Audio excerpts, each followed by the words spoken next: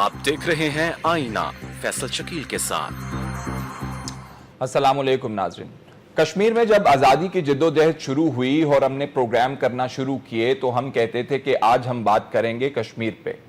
88वें रोज़ जो है आज हम कह रहे हैं कि हम बात करेंगे पाकिस्तान और इंडिया के हवाले से कि दोनों जो हैं कन्फ्रंटेशन में कहाँ पे खड़े हुए हैं। असल मामला क्या है इस तमाम कन्फ्रंटेशन का जो महाजराई हो रही है वो कश्मीर के ही हवाले से है।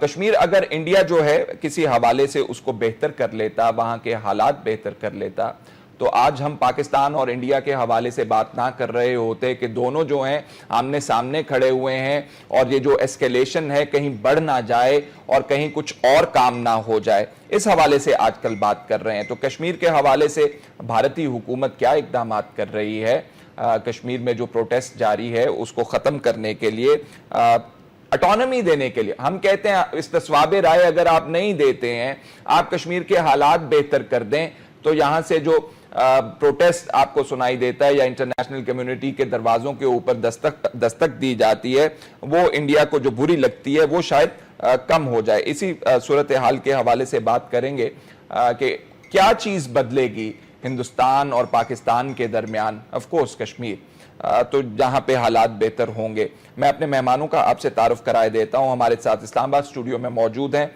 जान अचकजई साहब, रहनुमाए पाकिस्तान मुस्लिम लीग नून के, उनके साथ तशरीफ रखते हैं तारिक पीरजादा साहब, तजियाकार हैं। इंडिया से हमें ज्वाइन कर रहे हैं कर्नल रिटायर्ड धनवीर सिंह साहब, भारतीय दिफाई तजियाकार हैं। बहुत बहुत शुक्रिया मेहमानों का। कर्नल साहब, आपने इब्तदाइया सुन लिया और उसी में हमारा सवाल भी मौजूद है।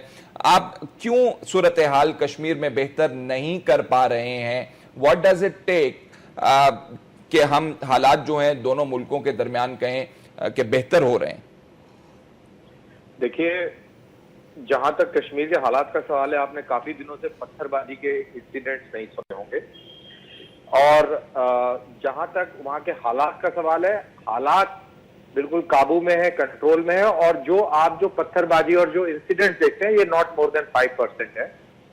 इसमें मनी ट्रेल, जमायत इस्लामी का मनी ट्रेल मिला है यूरोप से और अमेरिका से। वो इस वाली जो मौजूदा गवर्नमेंट है वो जो मनी ट्रेल को कंट्रोल कर रही है, मेरे ख्याल से रोक लग रही है। और ये जो एलिमेंट्स जो है जो कि इनको लीडरशिप देते हैं वहां पे इस प्रकार के लोगों को, वो लीडरशिप को काबू में किया जा रहा है। और अभी ये निकल के आया था कि हर एक पत्थरबाज को 500 रुपए पर डे दिए जा रहे थे। तो ये सारी चीज को कंट्रोल में लेके आया जा रहा है, जो कि पहले लोगों ने नहीं लिया। और पाकिस्तान से जो वहां से जो हथियारों की मदद आती है और जो मिलिटेंट्स के थ्रू मदद आती है, तो काउंटर इंसर्जेंसी ऑपरेशन काफी तेज कर दिए हैं। साउथ कश्मीर में पहले फौज हटा दी थी, लेकिन अब फौज दोबारा लाके और इसको और ही बेहतर तरीके से फॉरेन मिलिटेंट्स हम लोग बोलते हैं FM, उनके ऊपर कार्रवाई चल रही है। पिछले कुछ दिनों में 15-20 मारे भी हैं हमने अंदर, और ये कार्रवाई चल रही है। और अब हमने टारगेट किया है पाकिस्तान ऑक्यूपाइड कश्मीर में लॉन्च पैड और जो वहां के जो ट्रेनिंग कैंप्स हैं उनको टारगेट करने की तजवीज बन रही है, जो कि हमारे न्यूज़पेपर में आया। मैं अपने टाइम्स ऑफ इंडिया के हवाले से आपको बता रहा हूं जी। तो इस प्रकार की तजवीज चल रही है और इंशाल्लाह जरूर हालात पे पूरे अच्छी तरह। कर्नल साहब, हमने आपकी पूरी बात सुनी। आपने कहा कि क्रैकडाउन किया जा रहा है कश्मीरी लीडरशिप के हवाले से, मनी ट्रेल जो है उसको देखा जा रहा है, कौन पैसे भिजवा रहा है कश्मीर में। ये पकड़ धकड़ और इस तरह के इकदामात से अगर आप समझते हैं कश्मीर को काबू में कर लेंगे, तो I guess it's only a matter of time कि ये दोबारा उठेगा।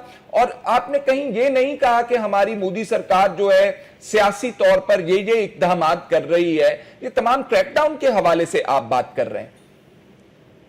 देखिए, ये आप देखिए, आपने एक किस्म के वाकयाओं को उठाया, दूसरे किस्म के वाकये भी हुए पहले में। ये पत्थरबाजी के खत्म होते ही हिंदुस्तान फौज की भर्ती हुई और कश्मीर के जो यंग ब्लड था उन्होंने पुरजोश के साथ में भर्ती में शामिल हुए और कई हजारों की तादाद में कश्मीरी लड़के आए और उन्होंने भर्ती देखी। पिछले कुछ महीने कबल एक कश्मीरी मुस्लिम सिपाही जो है शहीद हुआ मिलिटेंट से लड़ते हुए, और वो भी बात अनंतनाग की है, पुलवामा अनंतनाग की, और उसके जनाजे में हजारों लाखों लोग शामिल हुए और उसके कफन पे हिंदुस्तान का झंडा था। अगर आपके पास में वो तस्वीर ना हो तो मैं, आप किसी का नंबर दें, मैं उनको व्हाट्सएप कर देता हूं। तो एक और पहलू भी है, एक और नजरिया भी है उसको देखने का। आप सिलेक्टिव नजरिए से देखते हैं, 5% के नजरिए से देखते हैं, वहां पे इंतखाबात होते हैं, वहां पे बहुत सारी चीजें होती हैं, वहां पे ट्रेड है, लेकिन वहां पे जिसके हाथ में बंदूक है, जो रात में दस्तक देता है और जिसकी वजह से डर लगता है, तो अनफॉर्चुनेटली वो सब उसके कैदी हो चुके हैं, जिस वजह से आप ये कुछ कार्रवाई देखते हैं। बट आप जल्दी ही आप इस प्रकार की जो एंटी नेशनल एक्टिविटीज जो वहां पे हैं, वो उनको काबू में पाएंगे, देखेंगे कि वो काबू उन पे पा लिया गया है।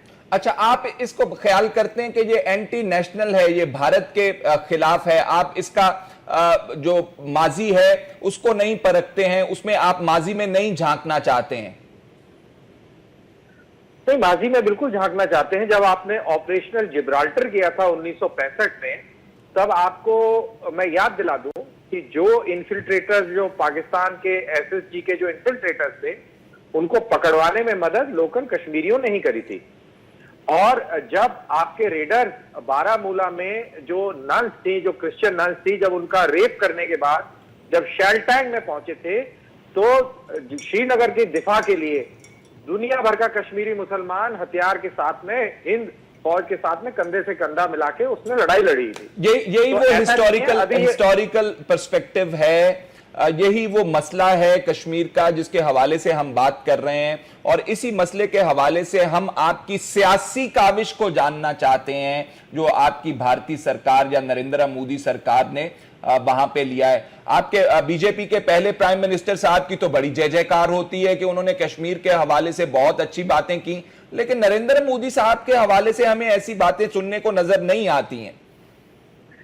देखिए, मैं आपको बिल्कुल क्लियरली बता दूं कि अभी जो है पाकिस्तान को डील करने की जो पॉलिसी है, जो नई गवर्नमेंट आई है, उसकी पॉलिसी और उससे पहले वाली जितनी भी सरकारें रही हो, चाहे वो कांग्रेस की रही हो, चाहे वो बीजेपी की रही हो, उससे बिल्कुल मुख्तलिफ है। पहले वाली सारी सरकारें नेहरूवियन मॉडल पे चलती थी। नेहरूवियन मॉडल था हाई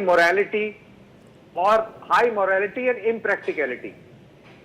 हमारी फौजें जीत रही थी, वो नेहरू साहब दौड़ के यूनाइटेड नेशन चले गए। 65 की जंग में सियालकोट और लाहौर को घेरा हुआ था और हाजी पीर जीता हुआ था, वो सब छोड़ के बैठ गए। आप कहते हैं नेहरू साहब, कर्नल साहब, आप कहते हैं उन्होंने बहुत बड़ी गलती की। एक 71 की लड़ाई में 93,000 पाकिस्तानी फौजी हमारा कैदी था, हमने शिमला समझौता कर लिया और उनको सारे कैदी भेज दिए और हमें कुछ नहीं मिला। कारगिल की लड़ाई पाकिस्तान उसको डिप्लोमेटिकली अपनी सक्सेस गर्दानता है। देखिए, मैं बिल्कुल कर्नल साहब बिल्कुल और सुनिए जी जी, जो वाजपेयी साहब थे उनका नेहरूवियन मॉडल था। कारगिल जैसा वो हुआ, फौज कहती रही कि हमें line of control IB cross करने दो, हम इसको सॉर्ट आउट करते हैं। उन्होंने इंसानियत पर मबनी कहना चाहिए। वाजपेयी साहब की अगर आप बात कर रहे हैं, अटल बिहारी वाजपेयी साहब की, इंसानियत पर मबनी था, हुकूक पर मबनी था, मोरालिटी पर मबनी था। ये वो हालात तो देखने को आपको नहीं मिलते थे जो आज हालात देख रहे हैं। मैं दूसरे मेहमानों को इन्वॉल्व करना चाहता हूं, कर्नल साहब हमारे साथ रहिएगा। जान साहब, ये जो तमाम आर्गुमेंट जहां पे बिल्ड किया जा रहा है, वो कहते हैं कि ये एंटी स्टेट एक्टिविटी हो रही है। हिस्टोरिकल पर्सपेक्टिव को भी अगर हम देखते हैं तो उसके अंदर भी हमें जो है मिलिटेंसी का एलिमेंट जो है वो दिखाते हैं, लेकिन प्रॉब्लम को आइडेंटिफाई करना यहां पे बहुत जरूरी है, क्योंकि हमने जैसे इब्तदाइये में बात की, क्या चीज ठीक होगी तो हालात बेहतर होंगे। देखिए, एक किसी भी मुल्क का अगर कोई मौक़िफ़ है, एक स्टैंड एक इश्यू पे वो रहता है, वो कौम, इसमें गवर्नमेंट्स आती हैं जाती हैं, एक गवर्नमेंट की एक्सट्रीम पॉलिसी होती है, दूसरी की नरम पॉलिसी होती है। कश्मीर एक इस इलाके में एक मसला रहा है, अक़वाम मुत्तहिदा के करारदादे हैं, ख़ुद इंडिया ने आर्टिकल 370 को जो अपने आइन में डाल के उनको एक स्पेशल स्टेटस दी है। एक हिस्ट्री है इंडिया और पाकिस्तान के दरमियान। एक बात, दूसरी बात ये कि कभी भी पाकिस्तान अपने इस मौक़िफ़ से कि कश्मीर एक पाकिस्तान एक डिस्प्यूटेड स्टेक होल्डर है, कश्मीरी भी एक तीसरी पार्टी है, इससे विड्रॉ होने वाला नहीं है बेशक इनकी जो भी पॉलिसियां हैं। और तीसरी अहम बात यह कि ह्यूमन राइट्स वायलेशन इस वक्त हो रहे हैं, ये पाकिस्तान हाईलाइट करता रहेगा। इनकी जो भी पॉलिसियां हैं कश्मीर में, चाहे उतना जितना भी क्रैकडाउन करें, ये आप जितना भी आप पाकिस्तान पर प्रेशर डालें, पाकिस्तान की जो मॉरल रिस्पॉन्सिबिलिटी है वो जारी रहेगी कि हम यूएन में दुनिया को हम बताते रहेंगे कि शाइनिंग इंडिया असल में नहीं है, ये इसराइलों की तरह अपने लोगों को ट्रीट कर रही है जो गजा में कर रहे हैं। लिहाजा ये हमारी पॉलिसी रहेगी। फिर इंपॉर्टेंट क्या है? इंपॉर्टेंट ये है कि बेशक आप इंडिया जो है इस वक्त इनकी ग्रोथ रेट 7% है या 8% है, वो समझते हैं कि शायद वो इस रीजन के सुपर पावर बनने जा रहे हैं और वो शायद अमेरिका की तरह जबान भी इस्तेमाल कर रहे हैं कि हम पाकिस्तान के खिलाफ ये करेंगे वो करेंगे। लेकिन एक चीज हमें याद रखनी है कि पाकिस्तान कभी भी ये कंसेंसस पाकिस्तान में है कि कश्मीर पे हम पार्टी का हिस्सा है, हमने विड्रॉ नहीं करना है। फिर अगर मिलिटरीली भी देखें, इस वक्त पाकिस्तान पिछले 30 साल से एक जंग में है। 3 किस्म के डॉक्ट्रिन से हमारा वास्ता भी पड़ रहा है। एक ये पाकिस्तान की फौज जो है कोल्ड स्टार्ट के साथ हम लड़ाई में है। कोल्ड स्टार्ट का मतलब है इंडिया जो है अपनी तैयारी कर रहा है, किसी भी वक्त को पाकिस्तान पे हमला कर सकता है आसान अल्फाज में। दूसरा हमारा एफ पाक रीजन है, वहां पे भी पिछले 10-15 साल से लड़ाई, हमारी 2 लाख फौज वहां पे मसरूफ है। तीसरी हमारी जो नॉन कन्वेंशनल जो 4th जनरेशन वॉर है इंडिया की बलूचिस्तान में, एक प्रॉक्सी जंग है, उसमें भी हमारी आर्मी इन्वॉल्व है और उसके खिलाफ लड़ रही है। यहाँ पे हमारे कैप्टन शहीद होते हैं, यहाँ हमारी प्रोविस है, ये हमारी एक्सपर्टीज है। और इंडिया ने कभी भी लड़ाई नहीं की है, पिछले 30-40 साल में इंडिया ने ये लड़ाई नहीं की। उन पे इन्वेस्टमेंट हुई है लेकिन उनकी वोकैबुलरी का ये आलम है कि सर्जिकल स्ट्राइक और LOC में फायरिंग में अभी तक वो फर्क नहीं कर सके। अभी इकोनॉमिस्ट ने एक आर्टिकल लिखा है कि इंडिया की इकोनॉमी फौज की सलाहियतें कितनी क्वेश्चनेबल हैं और उसमें डिजर्शन कितना है। तो ये भी हमें नहीं बोलना पड़ेगा कि पाकिस्तान की जो फुल स्पेक्ट्रम डिटरेंस है वो इसलिए है कि पाकिस्तान इंडिया की बालादस्ती कभी कबूल नहीं करेगा। बेशक ये पावर बन जाए, बेशक ये सिक्योरिटी काउंसिल का मेंबर बन जाए, हाँ एक कीमत पे हम रह सकते हैं कि इंडिया ग्लोबल एक जिम्मेदार ऑपरेटिव के तौर पे इमर्ज हो, जिसका मतलब है कंस्ट्रक्टिव एंगेजमेंट पाकिस्तान के साथ करे। एंगेजमेंट करे। पीरजादा साहब, आपने गुफ्तगू सुनी, कर्नल साहब की भी गुफ्तगू सुनी, उसके अंदर क्रैकडाउन, ऑपरेशंस, डील करने का पाकिस्तान को तरीका, जान साहब का आपने जवाब सुन लिया। उन्होंने कहा कि बैटल हार्डन्ड हमारी आर्मी है और हम हर वक्त तैयार हैं, और उन्होंने कंपैरिजन भी कर दिया इंडिया का। तो हमें बताइए, जब तक प्रॉब्लम आइडेंटिफाई तो है लेकिन रियलाइज नहीं करेंगे तो फिर इसी तरह की बातें होती हैं। प्रिसाइसली हम यही बात कर रहे हैं आज प्रोग्राम के अंदर। देखिए, कर्नल साहब एक मुहिब वतन हिंदुस्तानी है और उन्होंने अपने मुल्क के मफाद के मुताबिक कश्मीर की तहरीक को तहरीक आज़ादी नहीं कहा। उन्होंने 48 और 49 की करारदादों का जिक्र नहीं किया। उन्होंने एक इंतहाई मकरू झूठे वजीर आजम जिसका नाम जवाहरलाल नेहरू था, उसने अपने वादे वो पूरे नहीं किए थे और उस वक्त से लेकर आज तक किसी भी हिंदुस्तानी वजीर आजम ने वादे पूरे नहीं किए। तो मोदी और उनमें किसी में कोई फर्क नहीं है। तो असल में आपको यूं लग रहा है कि मोदी की जुबान में कड़वापन जरा सा ज्यादा है और कोई बात नहीं है। दूसरी बात रही पाकिस्तान के इस वक्त मौकफ की। देखें, अगर कश्मीर के अंदर ये कह रहे हैं ना कि 65 के अंदर भी कश्मीरी हमारे साथ खड़े थे, 71 में भी हमारे साथ खड़े थे, आज भी उनके साथ खड़े हैं, तो इसका तो बड़ा सादा सा इलाज है, फौरन प्लेबिसाइट करवाएं और कश्मीर को अपने हाथ में ले लें। 5% न्यूट्रलाइज हो जाएंगे, 5% खत्म हो जाएंगे, पहली बात। दूसरी बात रही पाकिस्तान की फौजी ताकत की। मुझे नहीं पता कर्नल साहब ने पाकिस्तान के मिलिट्री एसेट्स के मुतालिक, कन्वेंशनल की बात कर रहा हूं, पढ़ा है ये नहीं है, लेकिन मेरी उंगलियों पर इंग्लैंड हिंदुस्तान के भी हैं, पाकिस्तान के भी हैं, बड़ी कुव्वतों की है। मेरा काम यही है। मैं आपको जरा नहीं why do we want to go down that? नहीं, ये है, दिस इज द रियलिटी। देखें, आप जो बात नहीं समझ रहे हैं फैसल, वो ये है कि हिंदुस्तान ने अभी उस क्या कहते हैं रणवीर सिंह साहब की जुबान में कहा है कि पाकिस्तान एक दुश्मन रियासत है, और मैं कहता हूं उनसे ज्यादा कि हिंदुस्तान एक बदतरीन दुश्मन रियासत है। इसमें कोई झूठ नहीं है। मोदी ने कहा खड़े होकर बांग्लादेश में, मैंने तोड़ा और मेरा बंगालियों का खून एक है, वो हमारा खून पीना चाहता है ना, इसमें क्या बुरी बात है? दुश्मन को यही करना चाहिए, वो ठीक कर रहे हैं। देखना यह है कि पाकिस्तान की तरफ से जवाब क्या है। पाकिस्तान की तरफ से 2-3 जवाब है, असल में 2-3 जवाब है। जहां तक पाकिस्तान की आर्म फोर्सेस का ताल्लुक है, इस वक्त कन्वेंशनल पावर में भी हमारी रॉकेटरी, हमारी मिसाइल्स की पावर और हमारी स्ट्राइक कोर, इस वक्त अगर कभी किसी महाज पर हिंदुस्तान ने गलती की, और यही वजह है कि हिंदुस्तान एक रेड लाइन से आगे जाने की कोशिश नहीं कर रहा है, हम इन्हें फना कर देंगे और ये जंग फिर वहां जाएगी। एक मिनट, जहां पे हिंदुस्तान के ख्वाबों में भी नहीं है। ये 65 और 71 की बातें जो है ना, ये 5000 साल पुरानी बातें हैं। अच्छा, कन्वेंशन में भी जरा सुन लें। और 71 चुनाचे जहां तक कश्मीरियों की आजादी का ताल्लुक है, मुझे अफसोस से कहना पड़ता है हुकूमत पाकिस्तान ने अभी तक कश्मीरियों को 1 रुपए की इमदाद नहीं दी है। मुझे दुख है, 1 रुपए की माली इमदाद नहीं दी है, 1 रुपए का असला नहीं दिया है। मेरी ख्वाहिश है कि यह अमल कल से पहले आज शुरू हो, ताकि हिंदुस्तान को पता तो लगे कि जब फौजी इमदाद पीछे होती है तो आजादी की तहरीकें कहां जाती हैं, कैसे। जैसे कि आपको मालूम है, उसे क्या कहते हैं, ये अपने ईस्ट तैमूर के मसले पे हुआ, पूरा वेस्ट पीछे खड़ा था, इंडोनेशिया को एक धमकी दी और ईस्ट तैमूर लेकर चले गए। साउथ सुडान को पीछे पूरा वेस्ट खड़ा था, पूरे का पूरा सुडान तोड़ दिया। तो पाकिस्तान को कश्मीरियों के पीछे खड़ा होना चाहिए। कश्मीर की आजादी में ज्यादा वक्त नहीं लगेगा, लेकिन अगर पाकिस्तान एक बुज़दिल रियासत है, और जैसे कि हम अजीत डोवाल के टेलीफोन के बाद एक रवैया देख रहे हैं, चलो यार जरा जल्दी से बात करें, आइए जरा मसले को ठंडा कर दें। मसले को ठंडा करने की बात नहीं है, या आप कश्मीरियों से धोखा करना चाहते हैं या उनके साथ खड़ा होना चाहते हैं, ये बात है। और इसलिए मैं कर्नल साहब की तारीफ इसलिए कर रहा हूं कि वो कम से कम अपने मुल्क के मफाद के मुताबिक बात कर रहे हैं। चलें, ठीक है। प्रिसाइसली हमारे शो का तमाम तर जो मुद्दा है वो यही है नाज़रीन के इन हालात के अंदर जो हमें इंडिया के अंदर से नुक्ता नज़र मिलता है और पाकिस्तान के नुक्ता नज़र मिलता है, वो आपने सुन लिया।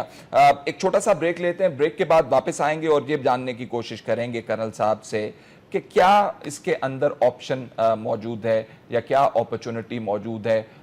मिलिटरीली भी हमने डिस्कस कर जी। कर्नल साहब, बेशक गुस्सा निकालिए, बेशक सर्जिकल स्ट्राइक के हवाले से आप अपने बयानिए के ऊपर खड़े रहिए, बेशक सख्त बातें कीजिए, लेकिन कोई और अच्छी बात भी तो कीजिए ना कि गुत्थी सुलझ सके उससे। हम जानते हैं आप बाय ट्रेनिंग जो हैं सोल्जर हैं, आपकी जो ट्रेनिंग है वो लड़ने की है, लेकिन उसके कोई रियलिस्टिक अप्रोच भी है?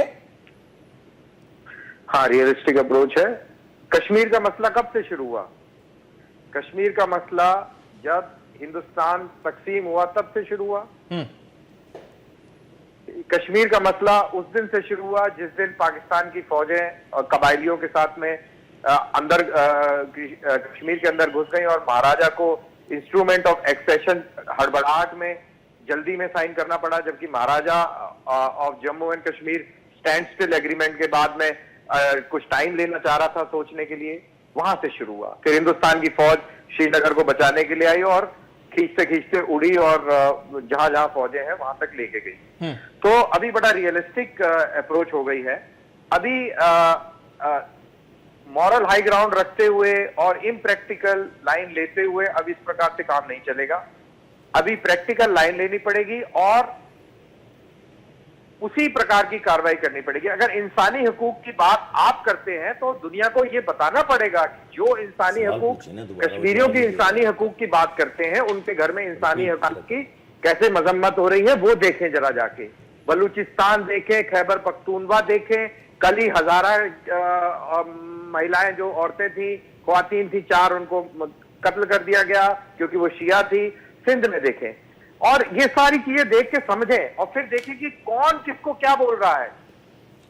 जहां तक ये आतंकवाद का सवाल है, हमारे कई अच्छा, आप कहते हैं एक सेकंड हमारे कई सियासतदानों ने, कई मंत्रियों ने, कई प्रधानमंत्रियों ने बोला है कि कश्मीर के ऊपर बातचीत होगी, लेकिन कश्मीर से पहले आतंकवाद पे बातचीत होगी। पाकिस्तान कहता है कोर इशू कश्मीर है, हिंदुस्तान कहता है वो जो बट्टे मार रहे हैं, जो पत्थर फेंक रहे हैं, वो आतंकवादियों की बात कर रहे हैं आप? वो नहीं, आतंकवादियों की बात वो कर रहे हैं जो उड़ी में आके मार गए, जो बारामूला में गए, और पता नहीं कितने आतंकवादी। इस साल हमने 110 पाकिस्तानी आतंकवादियों को मारा है। और हमारी एक और गुजारिश है अपनी सरकार से। फिर तो एक बात है कर्नल साहब, तारिक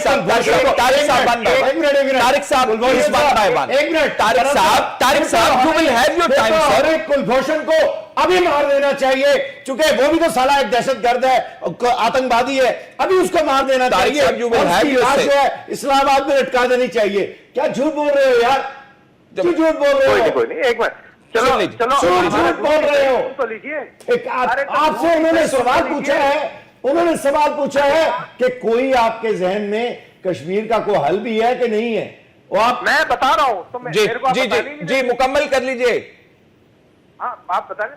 तो एक तो हमारे मुल्क में एक आवाज उठ रही है कि जितने भी पाकिस्तान से आए हुए दहशतगर्द हैं, जब ये मारे जाते हैं तो इनको दफन ना किया जाए, इनको जला दिया जाए, क्योंकि सब लोग ये मानते हैं कि दहशतगर्द का कोई मजहब नहीं होता, तो उसको मुस्लिम रिचुअल से दफनाना नहीं चाहिए, उसको सिर्फ ये कश्मीर के मसले का हल बता रहे हैं, मसले का नहीं, हम एक बात बता रहे हैं यार। वैसा मैं वो कर्नल साहब से कर्नल साहब मेरा शो वो नहीं है। कर्नल साहब वो फौजियों को वो जलाने की बात कर रहे हैं, गिरफ्तार शुदा लोगों को। कर्नल साहब मेरी दरखास्त सुन लीजिए, मैं माजरत के साथ कहना चाहता हूँ, मेरा शो कुलभूषण को जलाने का वक्त आ चुका है। तारिक साहब प्लीज। कर्नल साहब मैं आपसे दरखास्त ये कर रहा हूं कि मेरा वो शो नहीं है नॉर्मली जो आप हिंदुस्तान और पाकिस्तान, मैं बिल्कुल चाहता हूं कि कोई मुस्बत बात निकले उसके अंदर से। अगर आप भाग सकते हैं हमारी डिस्कशन से या मेरे इसको एंकर करने से, तो मेरी दरखास्त ये होगी कि आप उस तरफ जरा ज्यादा जोर दीजिए, कश्मीर के मसले के हवाले से ज्यादा। जी सुनिए। तो मेरा एक आप लोगों से गुजारिश होगी, आपके सारे आवाम से गुजारिश होगी कि आप लोग इसके ऊपर बैठे और समझें कि ये पूरी दुनिया में ऐसा क्यों है कि मैडलिन ऑलब्राइट ने बोला कि Pakistan is the migraine of the world.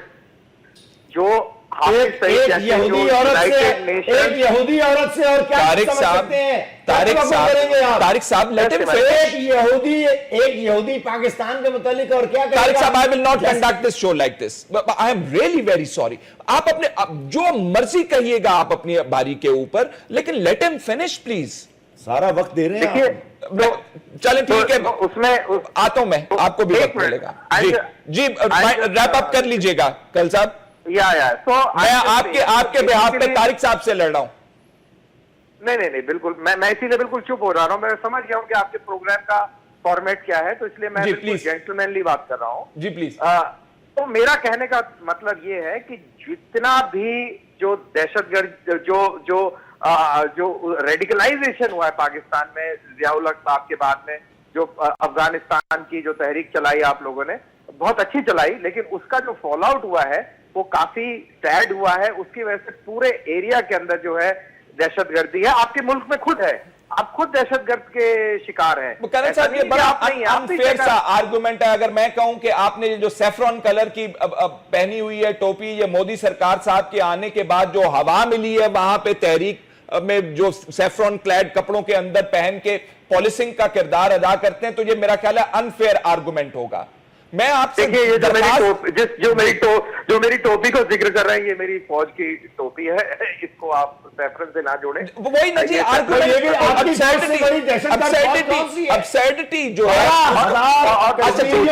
जान साहब, कर्नल साहब मैं आपके पास फिर आऊंगा। देखिए मैंने आपको कहा कि हमें हल बताइए जो आप ऑप्शन समझते हैं। पास हल नहीं है, उनके पास हल का मतलब है या फिर आप बात ही नहीं कर सकते, रखेंगे बात ही नहीं कर सकते। जी जान साहब। देखिए मेरे ख्याल में दुनिया जो है वो अब रिजेक्ट कर चुकी है कि बलूचिस्तान का कश्मीर के साथ कोई लिंक बन रहा है। मोदी सरकार ने कहा है, लेकिन कोई दुनिया इसको बाय करने के लिए तैयार नहीं है। और बलूचिस्तान में कोई पैलेट गन इस्तेमाल नहीं हो रहा, कोई 7 लाख फौजी नहीं है वहां पे, खवातीन का रैप नहीं हो रहा, वहां पे आतंकवादियों के जनाजे में 1.5 मिलियन लोग शिरकत नहीं करते। कोई एमनेस्टी इंटरनेशनल के खिलाफ हमने मुकदमा बलूचिस्तान के हवाले से नहीं सेडिशन का केस किया, इंडिया में हुआ है। ह्यूमन राइट्स कमिश्नर ने एक्सेस मांगा है कश्मीर का, न कि बलूचिस्तान का। ह्यूमन राइट्स वॉच ने एक्सेस मांगा है कश्मीर का, न कि बलूचिस्तान का। बलूचिस्तान अक़वाम मुत्तहिदा के रेजोल्यूशंस में नहीं है, बलूचिस्तान की स्टेटस वो नहीं है जो कश्मीर के आर्टिकल 370 के इंडिया के कॉन्स्टिट्यूशन के मुताबिक है। तो बलूचिस्तान पाकिस्तान का एक दाखिली इशू है और मसला है या एक सूबा है, इसमें इंडिया का कोई बिजनेस नहीं है। लेकिन कश्मीर दो हवालों से इंपॉर्टेंट है। एक ये कि पाकिस्तान और इंडिया के दरमियान ये एक इश्यू है और ये रहेगा जब तक इंडिया का ये एटीट्यूड है। और फिर वहां पे जो तीसरी स्टेक होल्डर कुव्वत है वो स्टेक होल्डर कश्मीरी है जो इस वक्त कॉन्स्टिट्यूशनली पाकिस्तान के शहरी हैं। लिहाजा पाकिस्तान की ये डिप्लोमेटिक मजबूरी है, मॉरल लोकस स्टैंडी है कि वो उनकी ह्यूमन राइट्स को हाईलाइट करें और दुनिया को एक्सपोज करें, ये बताएं कि क्यों शाइनिंग इंडिया जो है इस तरह नहीं है और ये क्यों इसराइलियों की तरह एटीट्यूड कर रहा है। और फिर इसके साथ जो बलूचिस्तान की बात हो रही है वहां पे तो हमने इनका नेटवर्क स्मैश किया। गुलबाशन यादेव इंडियन सिटीजन है, एक सर्विंग नेवल ऑफिसर है जिनकी इंडिया कोई बात नहीं कर रहा, उनको वो भूल चुके हैं। उनके 100 से ज्यादा लोग जो है उनकी नेटवर्क स्मैश हो चुकी है। 4 जनरेशनल वॉर के जरिए अजित डोवल का डॉक्ट्रिन उनकी सबके सामने है, डिफेंस एंड ऑफेंस। उसका मतलब यह है कि आप उनके फॉल्ट लाइन्स को हाईलाइट करें। बलूचिस्तान में सेक्टेरियन, एथनिक और जो दूसरे फॉल्ट लाइन्स है उसके पीछे जो है नेक्सस है और नेक्सस राव इंडियस का है। इसके हमने डॉसिए भी यूएन को दिए हैं, अमेरिका को दिए हैं और आज कश्मीर की वजह से हिंदुस्तान अकेला रह गया है। मॉस्को, रशिया पाकिस्तान के साथ खड़ा है जो एक वीटो पावर है, चाइना के साथ वैसे भी इनके ताल्लुकात खराब है।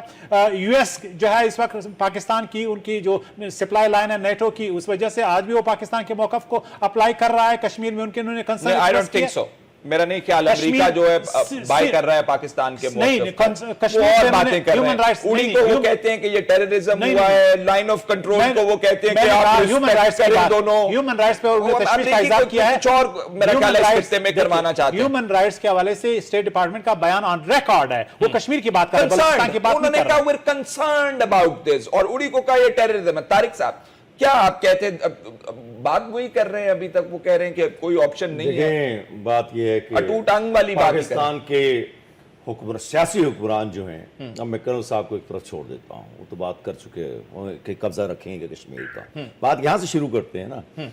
देखिए ये आज से 50 साल पहले हुआ करता था कि ये दो मुल्कों के दरमियान में तनाज़ा हुआ, फिर कहीं मुज़ाकरात की मेज़ पर आने की बात शुरू होती है, को तीसरे मुल्क दरमियान में आ जाया करते थे, फिर उसके बाद असल मसले पे कभी बात शुरू होती थी, मुज़ाकरात नाकाम हो जाते थे।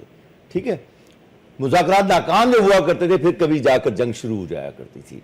जब से 9/11 का वाक़या हुआ है, इंसानी तारीख में डिप्लोमेसी ने एक नई करवट ली है और अब जो मसाइल हैं वो मैदान जंग से उनका हल तलाश किया जाता है, जो कि अमरीकियों ने रवायत डाली है, जो भारत जिस नक्शे कदम पर चल रहा है। मैदान जंग से मसाइल के हल की रास्ता तलाश किया जाता है और उसके बाद कहा जाता है कि चलें इस जंग के आखिर में, जिससे अब हर मसले के हल की इब्तदा होगी, हम मुज़ाकरात की मेज की तरफ आएंगे। तो मैं संजीदगी से ये समझता हूं कि पाकिस्तान एक बुज़दिल रियासत का किरदार अदा करेगा अगर ये अमन की ख्वाहिश का राग गाते रहेंगे। अमरीकियों ने एक मिनट जरा मेरी बात ना, मैं आ रहा हूं ना, गाएंगे उतना वक्त दे दें जितना आप ही से बात हो रही है, आप ही से बात हो रही है, आप काट रहे हैं ना। देखिए बात यह है, आप पाकिस्तान को उस रास्ते पे मत लेकर जाएं जिसे कहते हैं मुज़ाकरात करेंगे, ये होगा, अमन की ख्वाहिश होगी।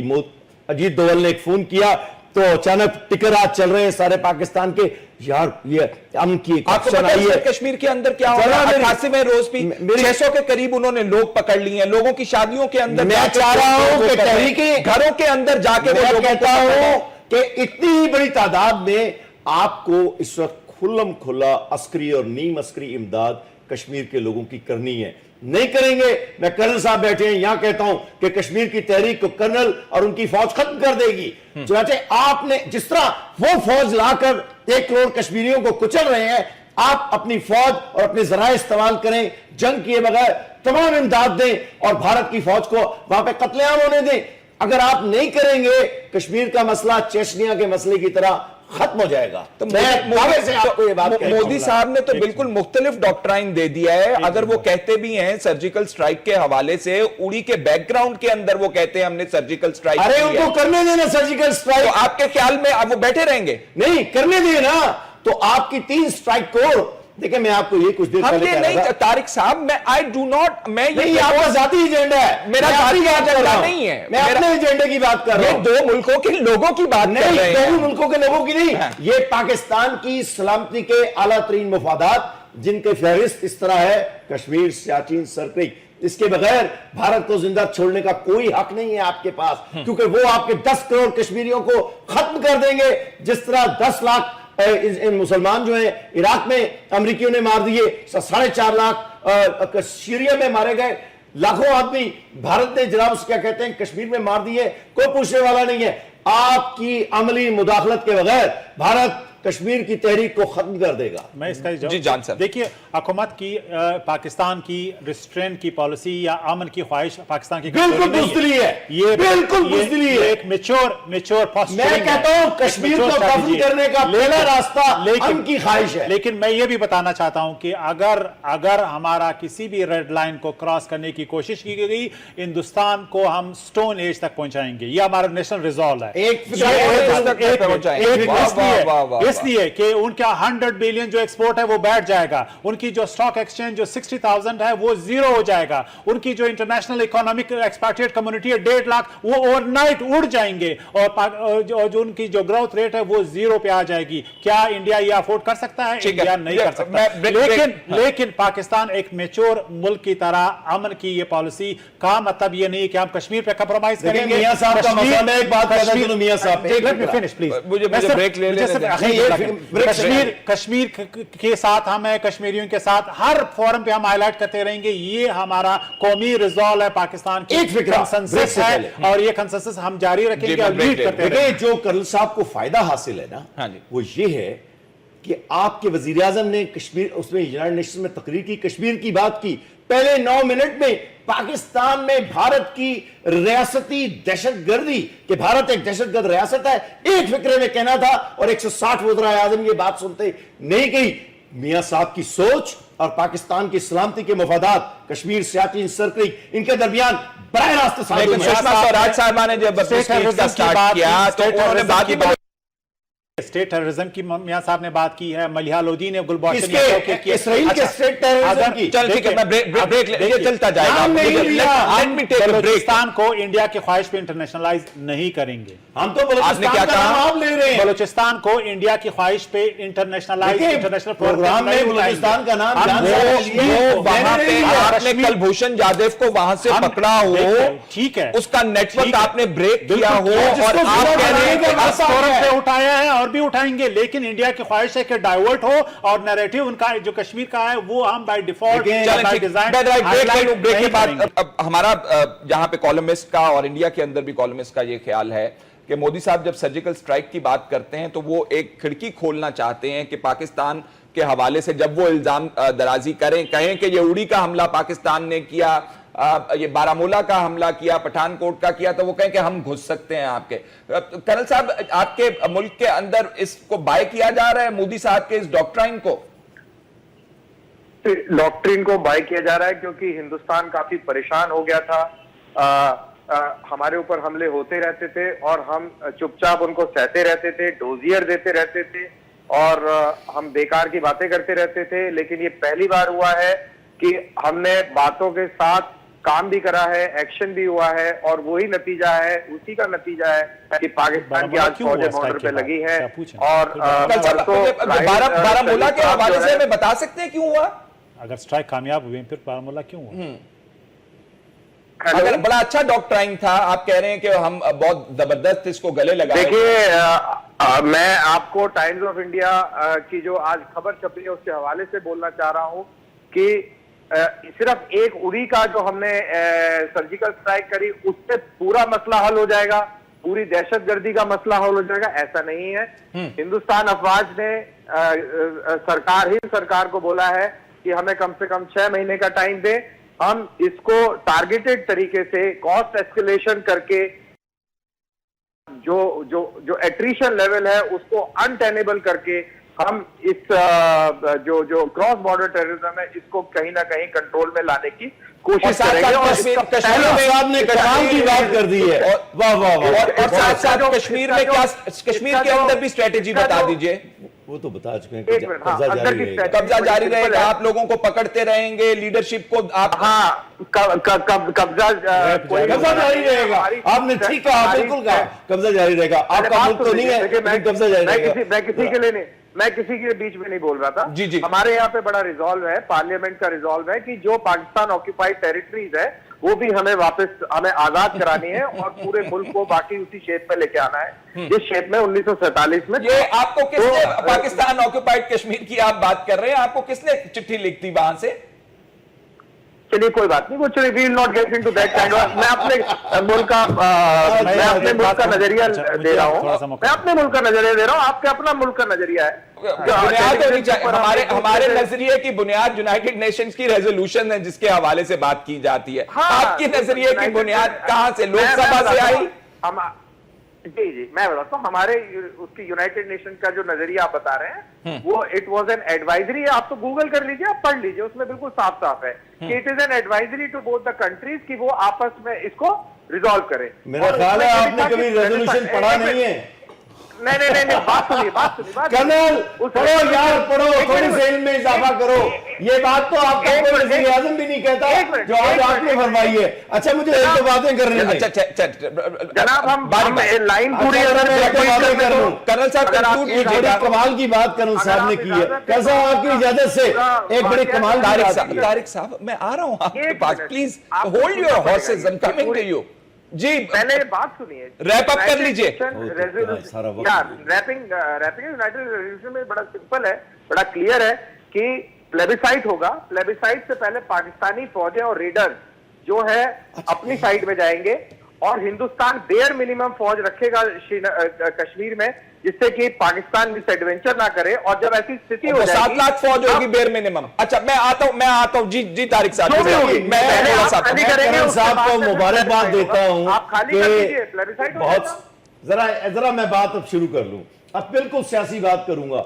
मैं बहुत खुश हूं कि तमाम तर जंगजूयाना गुफ्तगू के बाद कर्नल साहब ने कश्मीर के मसले के हल की तरफ आए हैं। देखिए, उसके अंदर एक बड़ा सादा सा तरीकेकार है फौजें निकालने से पहले। भारत को सिर्फ इतना करना है, इस भारत जो है कश्मीर की करारदादों को नहीं मानता है, तो उन्होंने सिर्फ इतना करना है कि यूएन कमीशन फॉर पाकिस्तान और इंडिया ने जो करारदादें अक़वाम मुत्तहिदा की सिक्योरिटी काउंसिल की तहत पास की थी, उसके तहत वो सिर्फ ये कह दें कि we accept these resolutions. Number 1, हम मंजूर मानते हैं इसको, इन रेजोल्यूशंस को। दूसरे, हम जो प्लेबिसाइट एडमिनिस्ट्रेटर है उसकी तकर्री के लिए हां करते हैं। उसके बाद अक़वाम मुत्तहिदा के पास रुकावट कोई नहीं रहेगी कर्नल साहब। और पता क्या होगा, जरा मेरी बात सुने, नहीं बीच में नहीं बोलना। जब प्लेबिसाइट एडमिनिस्ट्रेटर मुकर्रर हो जाएगा यूनाइटेड नेशंस की तरफ से, तो उसके पास इख्तियार होगा पाकिस्तान की फौज को भी बाहर फेंकने का और इनकी फौज को भी बाहर फेंकने का, और कोई भी इकदाम करने का जो कि दोनों कश्मीर जो है उनके पास है, जो हमारे पास है, इनमें जो हुकूमतें हैं ये बराह रास्त असल में उस वक्त प्लेबिसाइट एडमिनिस्ट्रेटर के ज़ेरे असर आ जाएंगी। चुनांचे वो तमाम इंतजाम वो मुकम्मल कर लेगा। तो मैं आपको मुबारकबाद देता हूं, फौरन तजवीज मुत्तहिदा की कबूल कर ले। मैं भी आपको मेरे को बड़ा वो है कि आपने शिमला एग्रीमेंट नहीं पढ़ा। इसके अंदर ये बायलैटरल होगा। पैराग्राफ का हवाला दो।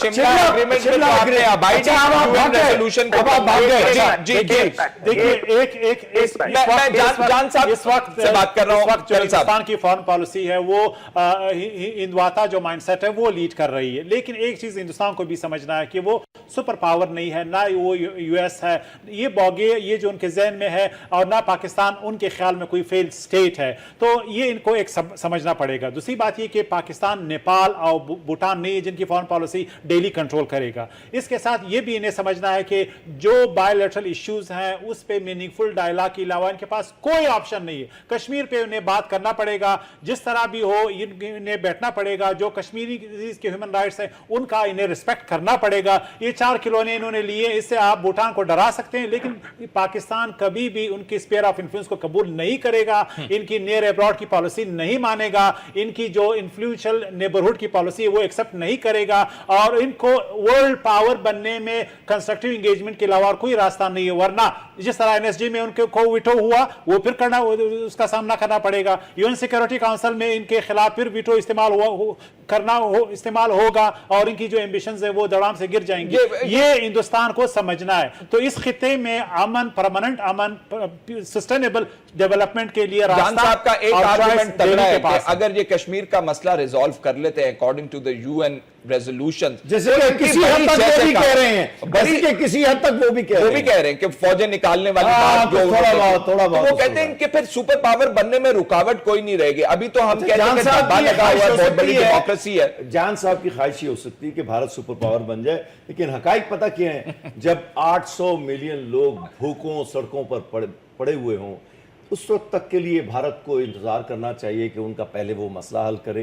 लेकिन उससे पहले और 50% लोगों के पास और बजट उससे पहले कश्मीर के मसले पर अपने कर्नल साहब के आधे मशवरे के मुताबिक अमल शुरू करे और मेरे मशवरे के मुताबिक करारदादों को भारत बस तस्लीम करने का ऐलान करे और अक़वाम मुत्तहिदा से कहे कि प्लेबिसाइट एडमिनिस्ट्रेटर मुकर्रर करें। उसके बाद कर्नल साहब मैं आपको खाना खिलाऊंगा। जी कर्नल साहब। हाँ, तो खाना बिल्कुल खाएंगे, जब खाना खिलाएंगे, एक दफा करारदादों को खिलाएंगे कर ले। हम खाना खिलाएंगे। खैर बहरहाल, तो मुद्दे पे आते हैं। तो हम अब जो है, जो भुट्टो साहब और इंदिरा गांधी के बीच में जो शिमला समझौता हुआ था, उसके छठे पैराग्राफ से बात शुरू करें, उसके आखिरी और छठे पैराग्राफ से बात शुरू करें। कर्नल मैं बहुत लिखा आदमी हूं, छठे पैराग्राफ से बात शुरू करें। उसके अंदर लिखा हुआ है कि दोनों मुल्कों के सरबराहों का बहुत जल्दी इजलास होगा जिसमें कश्मीर पर मुज़ाकरात होंगे और उसके साथ उसी पैराग्राफ में ये हिदायत है डिप्लोमेट्स को कि फौरी तौर पर इन मीटिंग्स का इंतजाम करें। ये लिखा हुआ है उसके अंदर, बिल्कुल लिखा हुआ है। हिंदुस्तान मानता है कि कश्मीर के ऊपर, चले मैं शुरू करें ना, लेकिन उससे पहले आपको आतंकवाद, अच्छा, कोई तीसरा शिमला समझौता है उससे पहले भी कुछ है, सुन लें। टेररिज्म खत्म, लेकिन ये आपकी ख्वाहिश जो है कभी पूरी नहीं होगी। ये पाकिस्तान को शर्तें लगाने से पाकिस्तान के साथ आपकी जंग हो सकती है, मुज़ाकरात नहीं हो सकते। साहब आप देखिए, जो बात आप रियलाइज नहीं कर रहे वो ये है कि कश्मीर एक मसला है, कश्मीर की वजह से दूसरे मसले जन्म लेते हैं और जब तक आप इस मसले को रियलाइज नहीं करेंगे मसले जन्म लेते रहेंगे। हीले बहानों का वक्त जो है मेरा ख्याल है मेरे पाकिस्तानी भाई ये रियलाइज नहीं कर रहे कि कश्मीर का मसला तो जो है तो है, बड़ा मसला टेररिज्म का है और हम लड़ रहे हैं, आपकी जरूरत नहीं है कर्नल साहब, आपको ज्यादा है। आप अपने मुल्क में दहशतगर्दी को देखिए, आरएसएस से लेकर मोदी तक 2000 मुसलमान हिंदुस्तान का वजीर आजम है। सुन लीजिए का मकाम है ये सारी ही दुनिया के लिए। कर्नल साहब आपने कहा कश्मीर का मसला मौजूद है और दहशतगर्दी का भी। दहशतगर्दी के मसले पे तो आप कहते हैं हमने सर्जिकल स्ट्राइक कर दी, तो आप मुझे ये बताइए कश्मीर के मसले पे आपने क्या किया?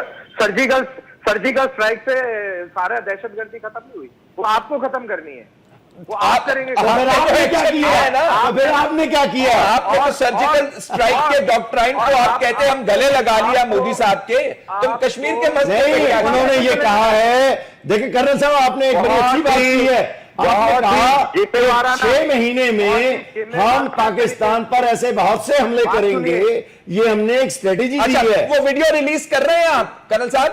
आपकी आर्मी ने तो गो है दे दिया है। पीरजादा साहब सुनने की सलाहियत भी रखे। अरे मैं तो आपका आधा वक्त प्रोग्राम का आपको दे चुके हैं भाई, तो आपने हमें सरहद पार से बुलाया है तो इतना तो आप करें। अरे आपके प्रोग्रामों में जब हम आते हैं तो 2 मिनट, आधा मिनट, 30 सेकंड होते हैं। जी कर्नल साहब बात कीजिए। प्रोग्रामों में हमारे टेलीविजनों का मुकाबला नहीं है वैसे, और फैसल जैसा नर्म दिल एंकर तो पैदा ही नहीं होगा। सुन ले जरा कर्नल साहब, आप हमें बता दीजिए क्या कश्मीर के ऊपर आपने क्या पेशरफ्त की है, हमें यह भी तो बताएं। आप उसको मसला मान रहे हैं, दहशतगर्दी को कहते हैं बड़ा मसला है, सर्जिकल स्ट्राइक आप कहते हैं हमने कर दी है, कश्मीर का क्या किया आपने?